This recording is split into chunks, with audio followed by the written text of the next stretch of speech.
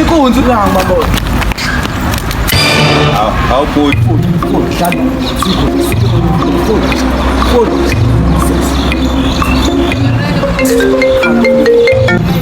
Hello. ya mfowethu Abe umsebenzi. Ngfonele kule enye ifoni base ngibambe inkunzi la Ya. Ho, nimfuni. nayi ifoni enye bese shinga Yini kana? Oh, mama chata. mfethu bengingathi ngifonele kule enye ifoni yabona lena sebengibamba